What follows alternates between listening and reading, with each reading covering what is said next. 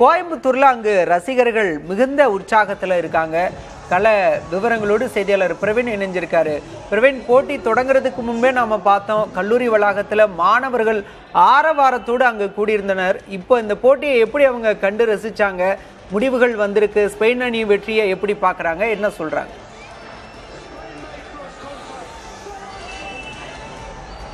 Edge of the seat thriller அப்படின்னு sports சொல்லுவாங்க. அந்த மாதிரி தான் இந்த ஒட்டுமொத்த போட்டியுமே இருந்தது. நடப்பு சாம்பியனாக தொடருக்குள் வந்த அர்ஜென்டினா தொடர் முழுக்க ஆதிக்கம் செலுத்தி இருந்தாலும் சத்தம் இல்லாமல் ஸ்பெயின் சரித்திரம் படைத்திருக்கிறது என்றே கூறலாம். இறுதிப் போட்டியை பொறுத்தவரையில் முதல் 90 நிமிடங்களில் கிட்டத்தட்ட 65% போட்டியில் ஸ்பெயின் அணி பக்கமே பந்து இருந்தது. 35% மட்டுமே அர்ஜென்டினா பக்கம் இருந்தது. தொடக்கம் முதலே அர்ஜென்டினா அணியை காமான மைண்ட் செட்டில் மட்டுமே வைத்திருந்தார்கள் என்பதை புரிந்து கொள்ள முடிந்தது. கிட்டத்தட்ட ஆட்டம் முழுக்க முழுக்க ஸ்பெயினின் ஆதிக்கம் நிறைந்திருந்ததை பார்க்க முடிந்தது. இரண்டாவது முறையாக கடைசி அரை மணி நேரத்தில் முதல் 15 நிமிடத்திலும் சற்று தடுப்பாட்டத்தை இரண்டு அணிகளுமே மேற்கொண்டிருந்த ஒரு சூழலில் இரண்டாவது கடைசி 15 நிமிடத்தின் போது சாதுரியமாக செயல்பட்ட ஸ்பெயின் அணி ஒரு கோலை அடித்து முன்னிலை பெற்றது. அதன் பிறகு தொடர்ச்சியாக தடுப்பாட்டத்தையும் அர்ஜென்டினா அடிக்க எடுத்த கோல் முயற்சிகள் அத்தனையும் தகர்த்து கிட்டத்தட்ட 16 ஆண்டுகளுக்கு பின்பு மீண்டும் ஸ்பெயின் அணி சரித்திரம் படைத்திருக்கிறது என கூறலாம்.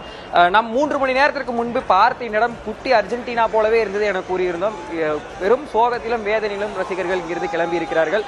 அர்ஜென்டினா ரசிகர் ஒருத்தர் இருக்காரு, ஃபுல்லாவே காமாவே வச்சுட்டாங்க என்டையர் கேம்லயுமே. எங்க லேக் ஆனாங்கன்னு நினைக்கிறேன்?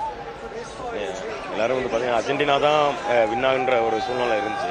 கடைசி நிமிஷம் ஒரு 30 நிமிஷம் இருக்கிறதுக்குள்ள அதோட எண்ணங்கள் டோட்டலாகவே மாறிச்சு. எதிர்பார்ப்பெல்லாம் அங்கே அப்படியே கரைய ஆரம்பிச்சிச்சு. ஸ்பெயின்கிட்ட எப்பயுமே ஒரு பாஸ் வாங்க முடியாது, அந்த அளவுக்கு இதாக இருந்தது. அர்ஜென்டினா தோக்குன்னு எதிர்பார்க்கல யாருமே. இந்த என்டையர் சீரீஸ்லயுமே பார்த்தோம்னா டோர்னமெண்ட்லயுமே கடைசி 15 நிமிஷம் தான் அர்ஜென்டினா அவங்களோட ஃபுல் ஸ்கில்லே காமிச்சிட்டு இருந்தாங்க. இன்னைக்கு அதுவே அவங்களுக்கு டிராபேக்கா மாறிடுச்சு. ஸ்டார்டிங்ல அந்த செமிஃபைனலுக்கு முன்னாடி அந்த 84 நிமிஷத்துக்கு மேலே தான் கோலே இதாச்சு. லாஸ்ட்ல 2 கோல் போட்டு தான் வின் பண்ணி அந்த மாதிரி ஒரு எதிர்பார்ப்பு பண்ணோம். ஆனால் கடைசி சமயத்தில் இந்த மாதிரி ஆகணும்னு எதிர்பார்க்கல யாருமே. எல்லா இளைஞர்களுக்கும் அவங்க ஃபேன்ஸ் ஒரு இது இருக்கும், அதுதான் இங்கேயும் நடந்தது. அதையும் தாண்டி இந்த கோவை மாவட்டத்தில் மெயினாக ஒரு 5000 பேர்த்த இந்த அளவுக்கு கூட்டி இளைஞர்கள் மொபைல் யூஸ் பண்ணுவாங்க, அங்கேயும் சுற்றுவாங்க, பிடிப்பாங்க இரவு நேரத்தில்.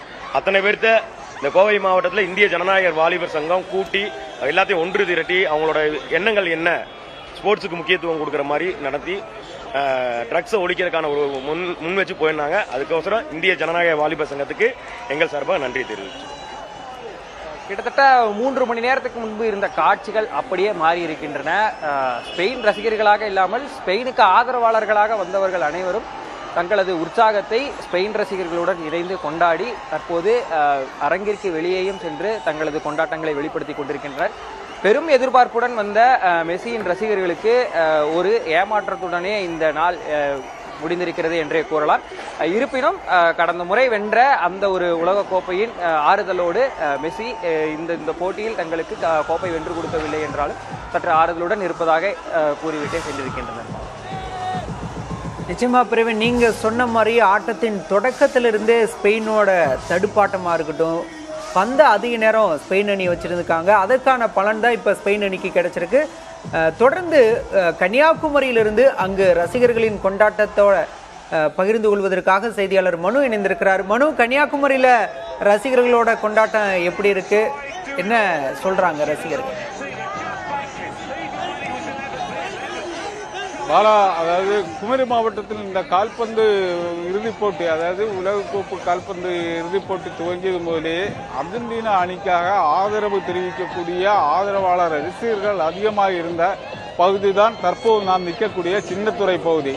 இந்த பகுதியில் ஸ்பெயினுக்கு எதிராக அர்ஜென்டினா ஸ்பெயின் போட்டி என்பது மிக கடுமையான போட்டியாக 3 மணி நேரத்துக்கும் மேற்பட்ட நடைபெற்ற போட்டியில் இறுதியில் ஸ்பெயின் அணி வெற்றி பெற்றுள்ளது. இந்த நிலையில் அர்ஜென்டினா ரசிகர்கள், அதாவது இந்த பகுதியில் கிட்டத்தட்ட 2000க்கும் மேற்பட்ட ரசிகர்கள் இந்த பகுதியிலிருந்து இந்த கால்பந்து இறுதிப் போட்டியை பார்த்த நிலையில் அந்த ரசிகர்கள் ஏமாற்றம் அடைந்து நிற்கக்கூடிய பல காட்சிகளை நமக்கு பார்க்க முடியுது. அந்த ரசிகர்கள் அர்ஜென்டினா அணியுடைய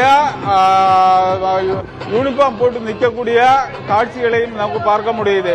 ஆனால் தற்போது இங்கு இருக்கக்கூடிய ஸ்பெயின் அணி, அதை எண்ணிக்கையில் குறைவாக இருக்கக்கூடிய ஸ்பெயின் அணியினுடைய ரசிகர்கள் கொண்டாடும் போது அர்ஜென்டினா அணியின் ரசிகர்கள் என்பது தற்போது இங்கு சோகத்தில் காணக்கூடிய ஒரு சூழ்நிலை உள்ளது. அர்ஜென்டினா தோக்க காரணம் மெஸ்ஸி உலகம் ஆடவில்லை. நம்ம காட்சியில பார்க்கிறோம், காரைக்கால், கன்னியாகுமரி, சென்னை உட்பட பல்வேறு பகுதிகளிலுமே அதிகாலை நேரத்திலும் ரசிகர்கள் உற்சாகத்தில் மிகுந்திருக்கின்றனர். ஸ்பெயின் அணி 2026 உலகக்கோப்பை கால்பந்து சாம்பியன் பட்டத்தை கைப்பற்றியிருக்கிறது. அதுவும் நடப்பு சாம்பியனான அர்ஜென்டினாவை வீழ்த்தி இந்த சாம்பியன் பட்டத்தை வென்றிருக்கிறது. 16 ஆண்டுகளுக்கு பிறகு கோப்பையை வென்றிருக்கிறது ஸ்பெயின் அணி. ஆரம்பம் முதலே தடுப்பாட்டத்தோடு அர்ஜென்டினாவிற்கு மிகுந்த கடுமையான போட்டியை தந்தது ஸ்பெயின் அணி. தற்போது அதற்கான பலனை அனுபவித்திருக்கிறது ஸ்பெயின் அணி. 1-0 என்ற கோல் கணக்கில் அர்ஜென்டினாவை வீழ்த்தி சாம்பியன் பட்டத்தை வென்றிருக்கிறது ஸ்பெயின் அணி.